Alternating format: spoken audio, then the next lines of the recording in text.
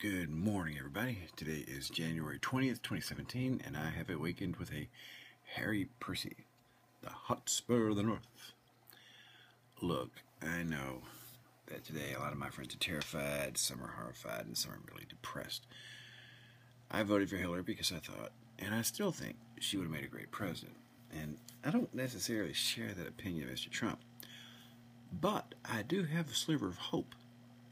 The office of the president has a way of making people greater than they were. It has a way of ennobling individuals. And I hope that happens with Trump. Now, my liberal friends might be shocked at this, but I feel a little sorry for the next president, because the heavy, unblinking eye of history is on him now.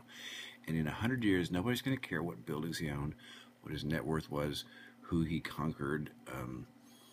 He's going to be great about one thing only: how he did as the 45th President of the United States. That's all his grandchildren will care about, and those who follow. And that's a heavy burden. I wouldn't want it. Now, down in the South, we have a saying: some of my friends are Democrats, some of my friends are Republicans. I say, let the chips fall where they may. I'm going to stand by my friends. And some of my friends are really happy right now. I don't altogether understand why.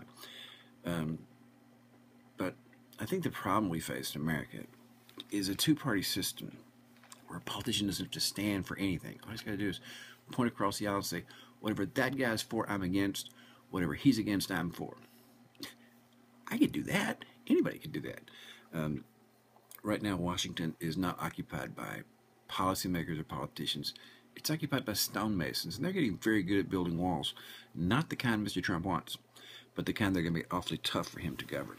So, when people are really good at building walls, usually the only way to knock all the walls down is to an act of God. I'm looking at you, Yellowstone supervolcano. So, to all my fellow Democrats, this is a strange kind of blessing. You've been given the opportunity to take on a formidable foe. This is the great challenge of our lives, and I hope we're up to it. We aren't allowed to hate Trump supporters. Those are my friends, after all. But we have to change them. We have to make them see that their interest and the interest of Goldman Sachs and Donald Trump are not the same. And I think that was one of the things that made Hillary such a tough candidate to elect, because I was never convinced she knew that. But today, I'm Harry Percy. And remember the words of Harry Percy: the time of life is short. To spend that shortness basely 'twould seem too long. So if we live, let's live to tread on kings. Or at least in front of the King's Tower. Don't forget to subscribe. See you tomorrow. That's it. I'm done.